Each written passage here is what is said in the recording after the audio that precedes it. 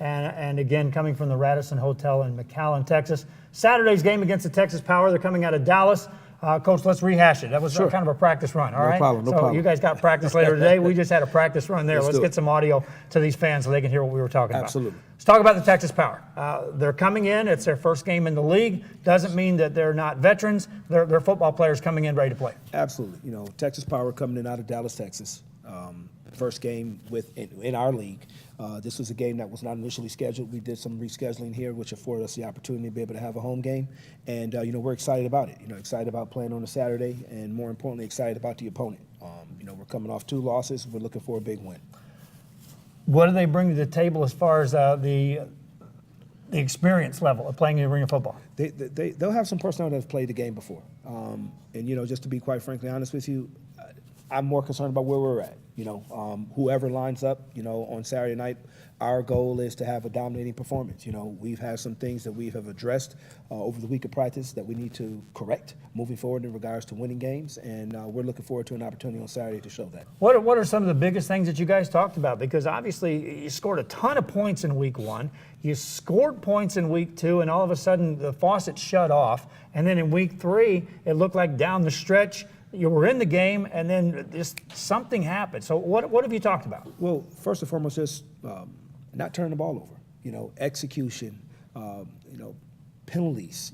These type of factors is just what allowed us to come up short. Against Tampico, and then against Austin. At critical moments during the course of the game, when it was time for us to take that next step to secure the victory, we didn't do that. So, just all being on the same page. We have a young team here.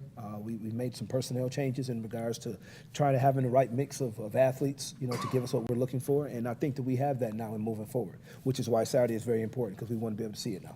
Players are here. We've kept them here long. We're going to have them eating a little bit later on. But they get on the practice field finally in the arena tonight. Is this the first time you'll be in the arena for practice since their last game against Tampico? Correct. Yes. So, we've been practicing outside in the heat this week, which is great, conditioning-wise. We're coming off of a bye anyway. So, that has its proper place. Now we want to get inside where we have our walls, we have our landmarks. We can teach a little bit better that way, and then get these guys more comfortable in being in the arena.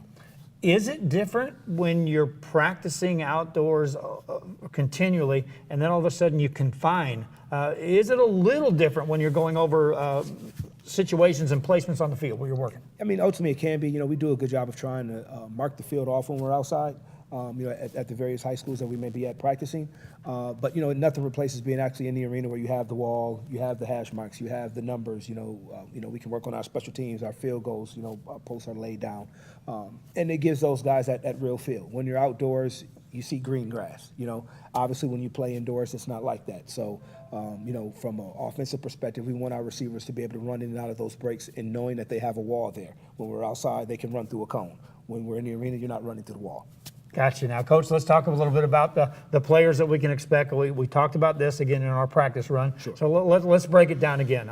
I break it down in arena football to 4 positions that I look at when I'm talking to fans. I'm talking about quarterbacks, receivers, linemen, and secondary. So Coach, let's talk about the quarterback, and again, kind of educate some fans on an arena quarterback versus your traditional 11-on-11 football player. Well, an arena quarterback, first and foremost, has to get the ball out of his hands quickly.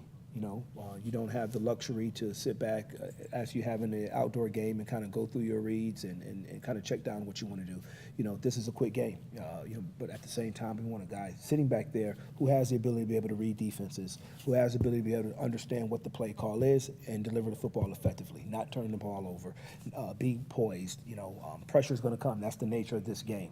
When that pressure comes, he can still stay on his mark and make the appropriate throw. Let's talk about the receivers, and first of all, let's just talk about the athlete in general, and then talk about defining the position and the routes and what they have to do. Sure.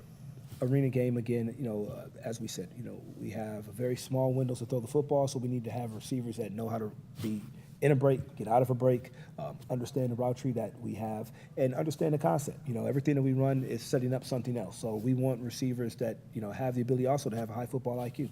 We talked about it off camera. Let's talk about it a little bit on camera as far as your expectations as a coach of a receiver. At the college level, at the next level, you can make a move or two and free up. Eventually, you got to beat a guy that's as good as you are. Sure. And in some cases, as a coach, you design the play, but then you tell the player, go make the play. Absolutely. It's one-on-one. And when we look at our roster every week as we prepare for a game, we say to ourselves, do we have 21 guys here that will go against the opponent's 21 guys and win the individual matchup? And that's what it's about. When our receiver's out there in motion, we expect him to be able to win the matchup. If he's stationary, we expect him to win the matchup. That's the nature of the business. And when those matchups are not done appropriately, then that's when you get the result that we've had over the last 2 weeks, and we don't want that. Let's talk about the secondary then, the guys that are guarding those receivers. When you put them out there, what do you talk about? What do you look for as a coach when you say, here's what I need you to do? Each position kind of is different and has its own physical, skill set. If we're looking at our backside corner, we want that guy to kind of be a man defender. Had the ability to be able to play man defense, maybe with a little bit of jack help underneath, throughout the game. If we're looking at our defensive specialist, which is considered our middle safety, that's going to be a guy that's kind of the jack of all trades. The defensive captain back there, that's going to make the calls. Our front side guy is going to be a little more aggressive, our banger to a degree. But again, ultimately, those three guys back there in that secondary have to get together and work and form some type of trust. And that's what we also have saw over the last 2 ball games, that we need to get better trust back there. And, we've had some busted coverages.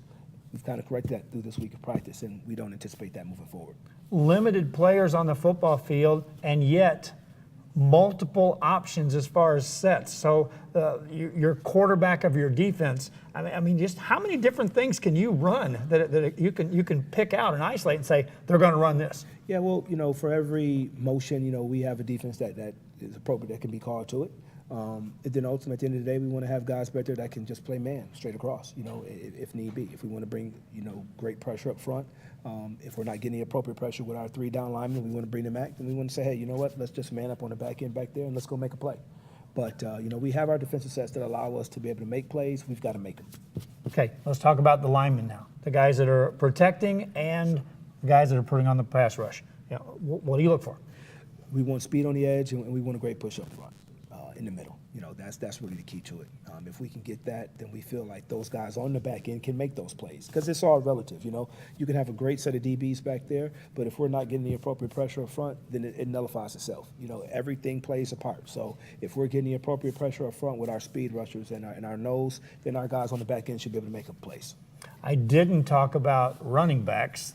It is a passing league. Yes. Guys do run the football, and defensively you have to prepare for that. Offensively, you have to have that in your back pocket, if nothing else. Sure, absolutely. And again, it just depends on that particular team and what their skill set is and kind of what they favor. Me personally, I want to throw the ball 98% of the time if I can. But when we get inside the red zone, we get inside the 5-yard line. We may start doing a little bit more of outdoor concept and wanting to run the football. But at the same time, if you face an opponent that is more so, maybe 50-50 in this game and wants to run or pass, we have to prepare for that defensively as well. Let's give the fans one extra added bonus here as far as rules. On the extra point, what are your options? On the extra point, obviously we can, go for the PAT or we can go for 2. Just kind of depending where we're at, during the course of the game. Ideally, I want to bring my kicker out to make a PAT and, moving forward. If not, or if we're behind and we want to get back in the game and kind of change momentum, then we may go for 2. Are there guys that look at this from a coaching perspective and just put that kicking game completely away in arena football? They do. And it's funny that you make that point. You have some guys. I have an old colleague of mine out in Casper, Wyoming, Coach Magic. He never dressed a kicker. He used to dress an extra body and say, hey, if we're going to win or lose the game, it'll be having dressed an extra body that can give me, plays throughout the game instead of the leg of a kicker. So, it just depends. I've contemplated it myself from time to time, and then I always say to myself, if we get into a course of a game and we need to make a kick and I'm looking over here at the bench and I've dressed an extra receiver or an extra lineman that day, I'll always, second guess myself. So I'm not there at that point yet, but, don't be surprised one day if you see us without a kicker. There aren't many that doubled up as wide receiver and kicker, right? Or secondary and kicker, for sure, lineman and kicker. So it's one or the other. Yeah, for sure. And we'll ask the guys some days like, hey, can you guys do something else? And they would say, oh, I can kick, coach. So we'll see. But ideally, we'll dress a kicker. We'll bring on some of the players. Arvind Jackson comes up next. This week at the Dorado Nation. Head coach Benny King. I'm Joe Bowling at the Radisson Motel in McAllen. We'll be back after this. Competition live on Rio Sports Live from the Mercedes Tiger Football Stadium, May the 5th. Coaches, sign your team up today and be a part of the show for just $75 a team. Sponsored in part by Chewy's Custom Sports in San Benito. Register your team today or call 956-536-7185. Turf Wars NFL Flag Football from Mercedes. Everyone's a winner at Kano Auto Sales 2 in Harlingen. Choose from a wide selection and score big today on West Expressway 83. Right now, check out this 2014 Hyundai Elantra GT. This car is loaded with a leather interior, satellite radio, Bluetooth, and it's yours today for zero money down and $175 a month. That's right, no money down. Drive away today, just $175 a month. Or feel the power of this 2016 Dodge Challenger. This includes the RT Scat Pack, includes navigation, satellite radio, a reverse camera, an Alpine stereo system. Practically new with just 31,000 miles, powered by a 6.4-liter 392 Hemi engine. This today on the lot at $33,999. Financing is available with lending for all types. Every deal's a winner at Kano Auto Sales 2, in business since 2002, Harlingen, Texas. Back here in This Week in Dorado Nation, we're joined now with wide receiver Arvind Jackson. And Arvind Jackson, first of all, thanks for joining the show. Thank you for having me. Let's talk about Arvind Jackson. You've heard me call his name, fans. Have you been watching the games? You've seen him score the touchdowns. You've seen him make the catches. Let's talk about where Arvind Jackson comes from. First of all, where'd you come from? I'm originally from Houston, Texas. Born and raised, went to Westside High School, and after that I went to college at Eastern New Mexico. So what's the difference in your perspective of the 11-on-11 football to arena football? Because I talk to guys, and some of them, it's a big change. The biggest change is getting used to the spacing, getting used to the condensed space. When you're outdoors, you're so used to being, free, and you can kind of freelance on certain routes and things of that nature. Being indoors, once you have a specific route, you got to run that route. Because if you're not getting the ball, you're opening it up for somebody else to get the ball. So how much work goes in then in the practice sessions between you and the quarterback? It's got to be different when it's a much smaller window. Yes, sir. We work on timing a lot. Usually about 120 plays of practice or something like that. So we put in a lot of time and effort into it. Is that different than when you were 11-on-11 football, when you're talking about just running routes? Same amount of work, just, it's trying to be ahead of the learning curve. How fast can you pick up things and, just remembering where you need to be and, how to get there. The first time you were allowed to line up 15 yards behind the line of scrimmage and go dead run at the snap of the football, did your eyes light up that you wanted to do that, or was there a little apprehension there?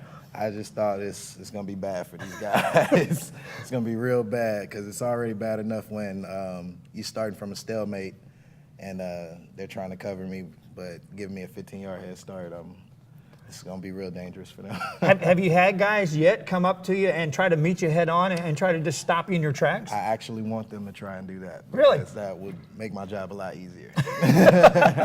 Now, from a timing perspective, then, does that again play into it's got to help the quarterback? Yes, you don't sir. have to have a big arm, coach says, but Nope, yet, if don't. you're on the dead run, it doesn't take long to get 20 yards downfield. No, sir, it does not. So you just get to your spots and make sure you don't get touched on the way there.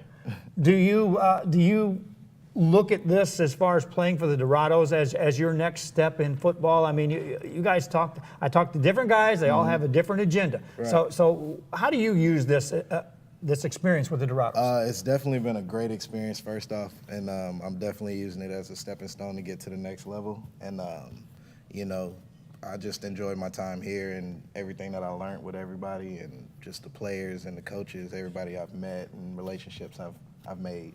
So it's been a real nice journey. How did you land in the RGV Dorados? What was your journey? Phone call, text message? How did you find out? Actually, I was supposed to go to High Country, and I think they ended up folding. And 5 minutes after I got off the phone with that head coach, Coach Benny called me and asked me did I want to come down to the Valley and be a part of what he had going on, and I jumped at it. Yeah. So I said yes immediately, and I was on my way. When you talk to your former teammates and who maybe haven't played the arena football, what do you tell them as far as if they're on the fence row? I want to play, I don't want to play. What do you tell them? I tell them just if you do want to play, reach out to coach and see if he'll give you the time of day. And some people are a little skeptical about it, but once they see us actually play, they're like, oh, that's pretty cool. So you know. Final question as you get ready for the Texas Power. You know, I know you guys have been chomping at the bit to get on the football field. What have you guys been working on most to get ready for this Texas Power? Just team chemistry and our focus. You know, we tend to lose a little focus towards the end of the game. So, like Coach said earlier, with penalties and things of that nature. So, just tightening up those little things and stuff like that. So. Wide receiver Arvind Jackson. We'll be back and we'll talk to the guy throwing the football in Arvind's direction. We'll have quarterback on the show next.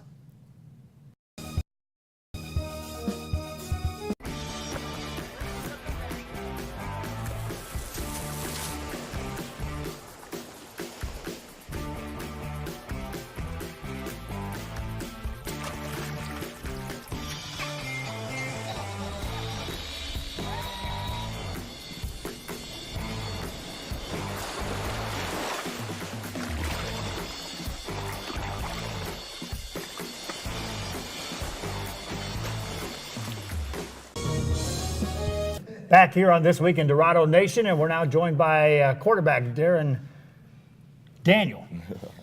And first of all, thanks for joining the show. No problem. Thanks for having me. Talk to me about your journey, and Mr. Daniel, how did you land in the RGV playing football here? Well, I'm from Phoenix City, Alabama, right on the border of Columbus, Georgia. So this is like my 5th season playing, so my name is around the arena football circuit a little bit. I played in Columbus, where I'm from, so that was nice. I played in Columbus my first 3 years. And then last year, I just wanted to get out, see some new places, different places. So when I heard about this team, Coach Benny hit me up. Just, you know, like I said, my name is around the game. So I don't know who told him about me or how he figured, but he called me. And like I said, I wanted to do something different, go somewhere new. So never been to the Valley, only been to Texas like maybe once in my life. So I wanted to come check it out. Let's rewind and go back. Let's talk about from your high school to your college. You've rubbed shoulders with some pretty big names. And talk about your journey in football in general. Yeah, definitely. Went to Central High School in Phoenix City, Alabama. Went to the 3rd round, lost to Hoover. You know, those guys were pretty good back then. Went to Stanford, played under Jim Harbaugh, Coach Shaw, Andrew Luck, Richard Sherman, Doug Baldwin. Won the Orange Bowl there.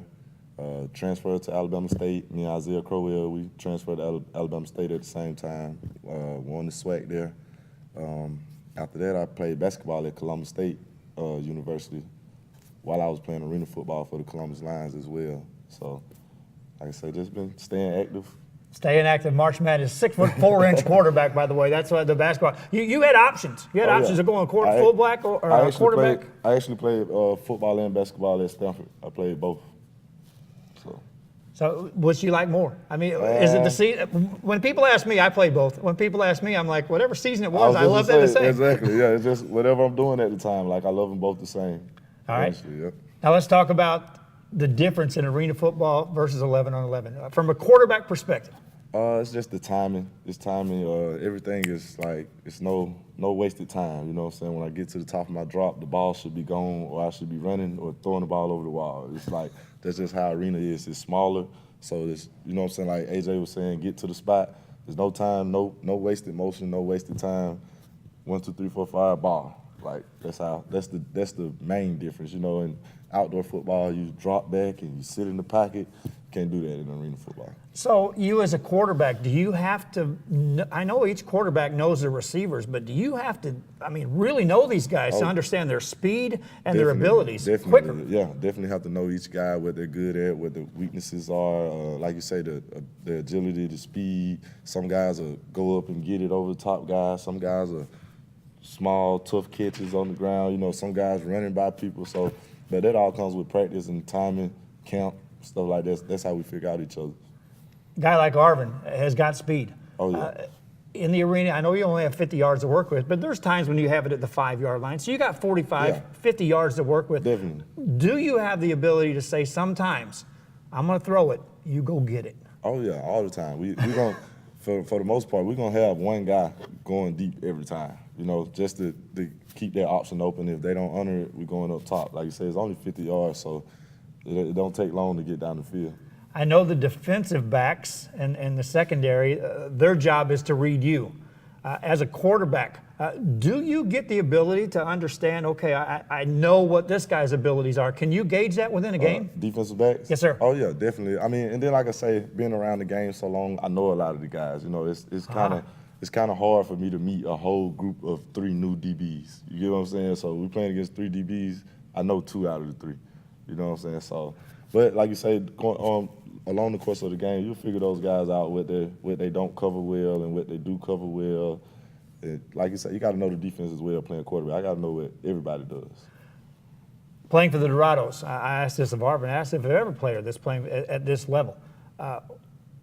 Where's the stepping stone at as far as your career, and what are you still expecting? What are you still hoping to gain in football?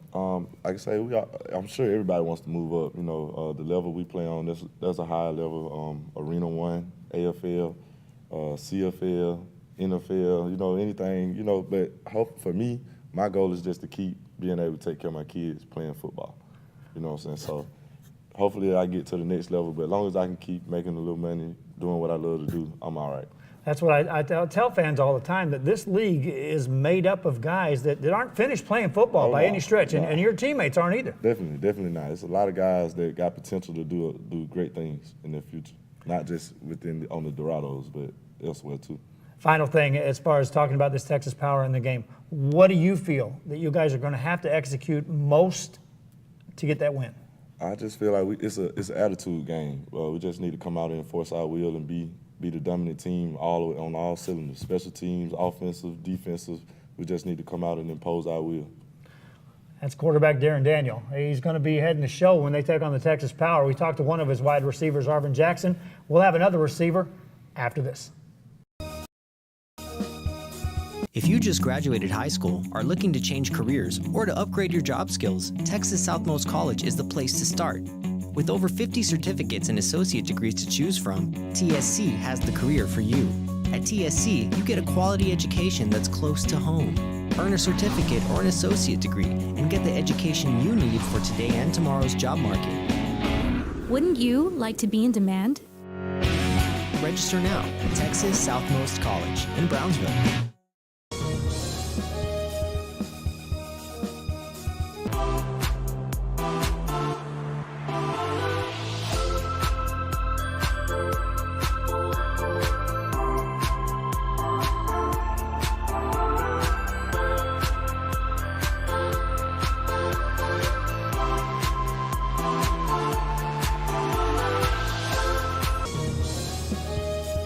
Back here on This Week in Dorado Nation, as we have another wide receiver on our hands. Isaiah Jupiter now joins us. First of all, thanks for joining us. Thank you for having me.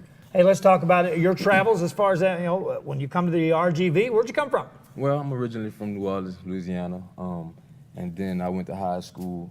I stayed there all my life. Then I went to high school, McDonald 35 Senior High School, and then 2005, Hurricane Katrina happened. Then I had to, move away to Atlanta, Georgia, and I finished out there at Berkmar High School. Then I wound up going to Valdosta State University in college, D2, Division II University. Won a couple, titles down there, regional conferences. And other than that, I have this is my 6th year in the arena experience. I have 3 years with the Georgia Firebirds. It was 1 with the Georgia Stilt. Last year with the AAL Atlanta Havoc as well with the quarterback Darren Daniels. We played over there as well. Won the championship last season. This season, in the beginning, I was with the Tampico Legatos.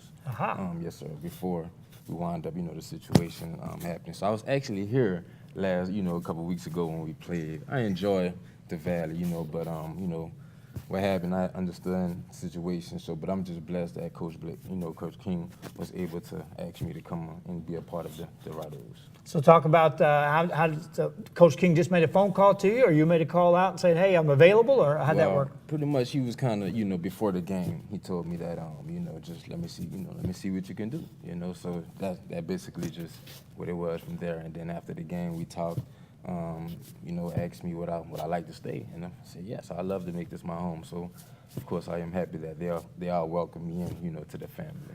all this football and you still happen to try out. Yep. Hey, but hey, it's football, so that's all it is. Well, let's talk about the game of arena football, your perspective. When you look at it, you played the 11-on-11 game, you played at a high level, and then arena football comes along. Well, what's the biggest change that as a receiver you can look Well, at? the biggest change, of course, the yardage perspective, coming from 100 yards to 50 yards. Of course, the timing, routes have to be crisp.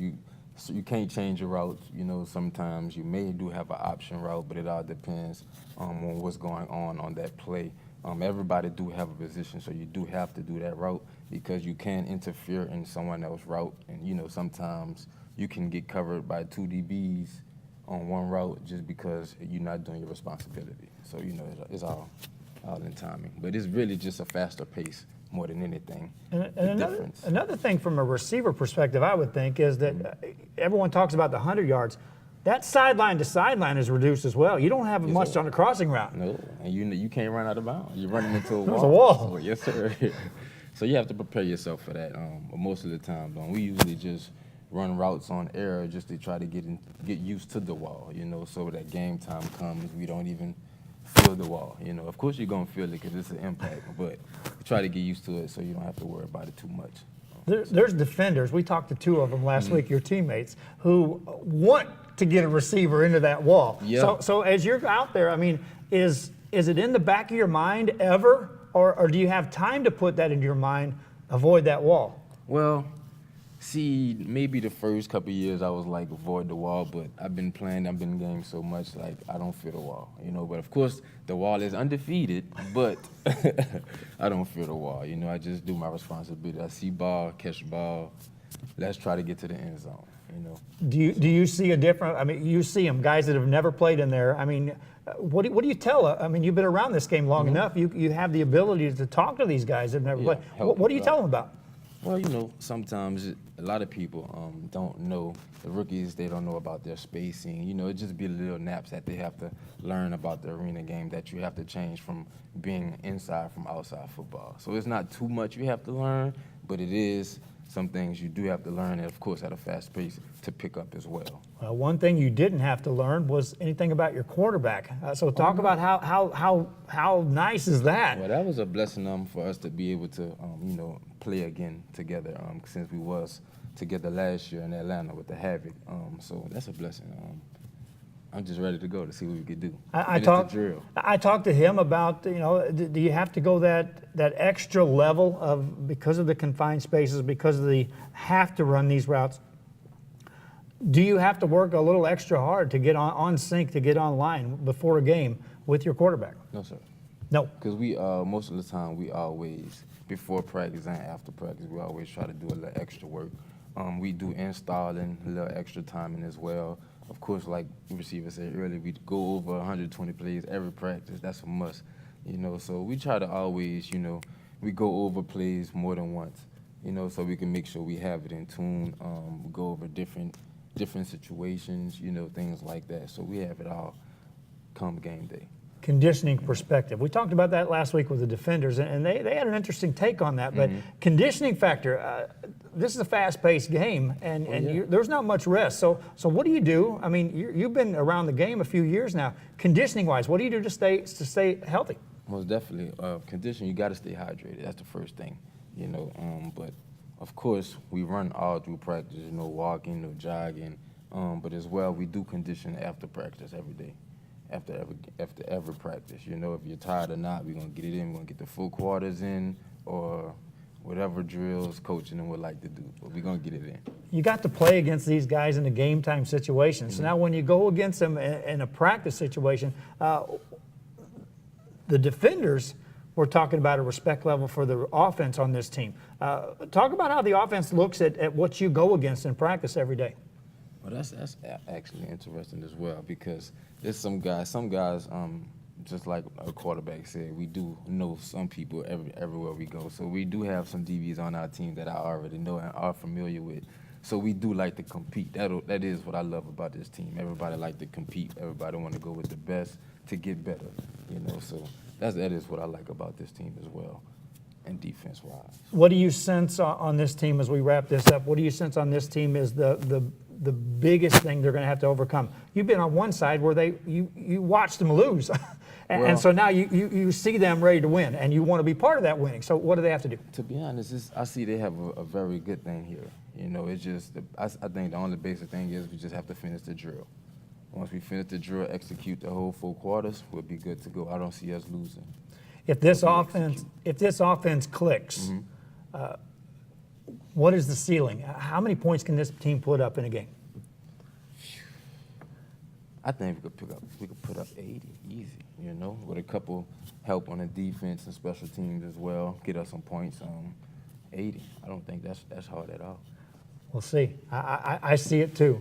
This is one of the wide receivers. We'll be back. We're talking about Dorado's football and the Texas Power coming to town. We'll have the head coach on after this.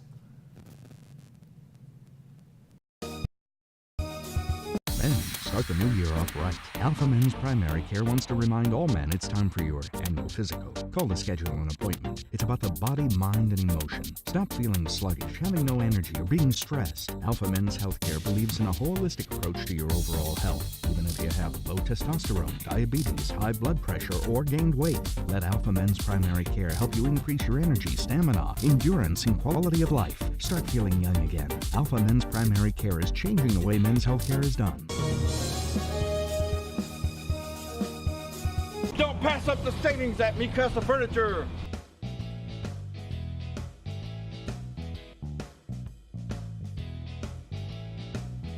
Score big at Me Casa Furniture.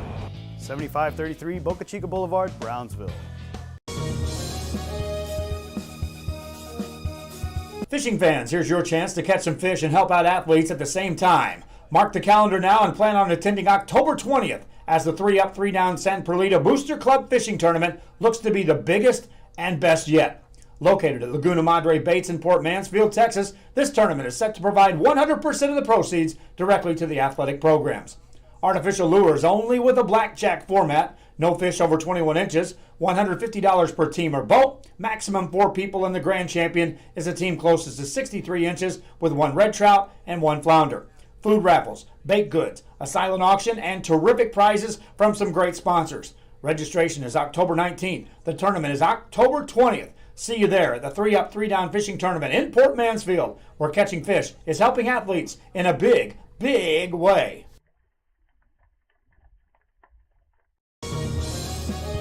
Here on This Week in Dorado Nation with head coach Benny King. Mics are live, cameras are live. We are live at the Radisson Hotel in McAllen, Texas. Coach, we had some great interviews with some of your players, receivers, quarterback. It's nice to talk a little offense with these guys. Sure. And so my thanks to you for bringing the guys on and hanging around a little extra time with us today. No, absolutely. Well, those are guys that are closest to me on the offensive side, so they better know what they're talking about.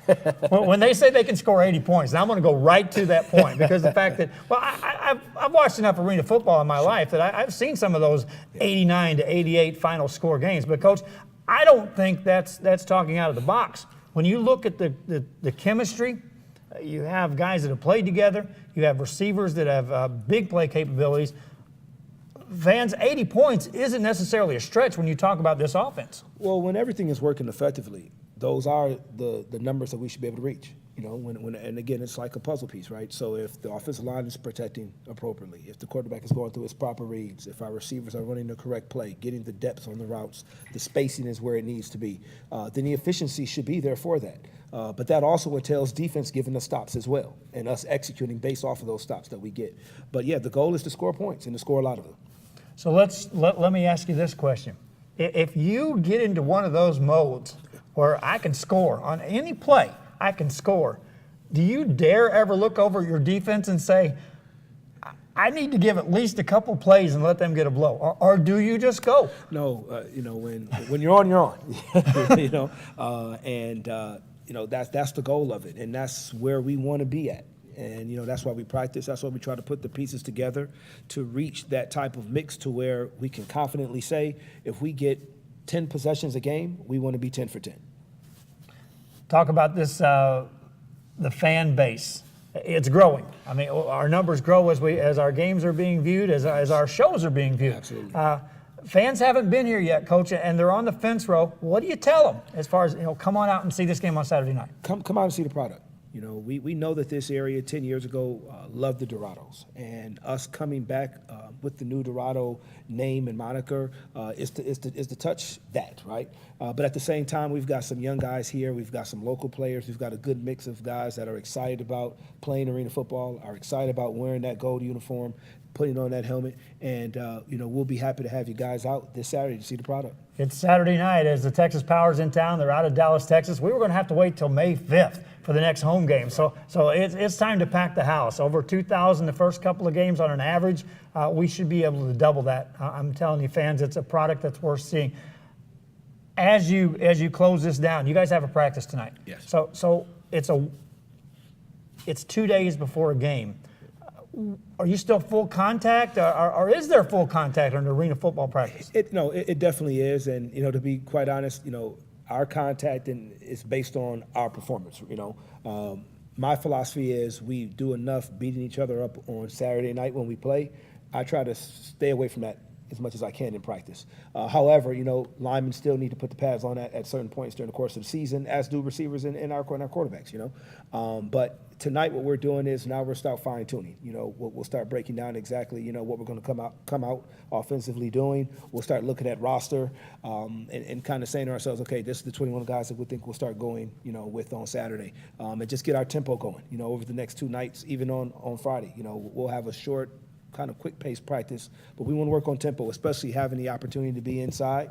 As I said, you know, we've been outside, so we want to take advantage of that and kind of work on the spacing, work on, obviously, the walls being there, and just, again, playing arena football. I could answer this, and I have answered it to fans, but I'm going to let you answer this one. As you hear players talking here that they love the ability to keep playing football, to provide for their family and still play the game they love, and they're looking at opening other doors to continue with their football career. So, from your perspective as a coach, how do you look at your players and say, I'm going to help you get to the next level? Because I know where you're going, to go and let them know. It's a commitment level. If these guys are committed truly to wanting their dreams to go to the next level, and they're aligned with that, you know, and it's a few things with that. You know, if they're taking care of their bodies appropriately, if they're being a quality teammate, if they're understanding they're dominating on this level, then they need to go. You know, we do have some talent here on the team that will be leaving off pretty soon to a higher level, and I think that's a great thing that we can definitely talk about moving forward. So, you know, that's what we want to do. We want to have, you know, guys have great film and then go.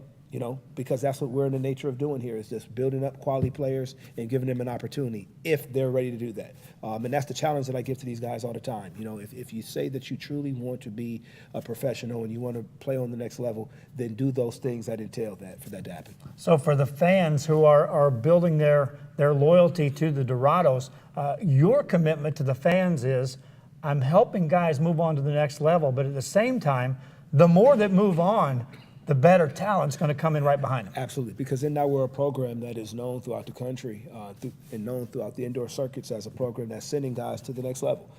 You know, fans can definitely fall in love with these players, you know, have a favorite player. We want them to have that.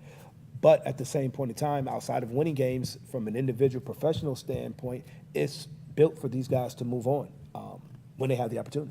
So if the CFL calls, if the AFL calls for a player, our goal is to have them prepared to be able to go and play on the ultimate stage. Now let's talk one final thing about the fan experience. After games, I see it. You allow fans to come down and interact with these players. Yes, that's one of the great things about arena football, is that we have the mandatory, 15-minute autograph session where the fans can come from down the stairs, come on the field, and be able to, get an autograph, have a one-on-one conversation with a player, take pictures with the dance team, take pictures with the coaches, talk to the coaches. It's unique in the sense that you can get a fan that can say all game, you called the wrong plays. Why did you do that? And then, at the end of the game, come up to you and, we got to deal with it, and say, hey, what's going on? So, those are the things that come with this. And again, it's building those relationships in the community.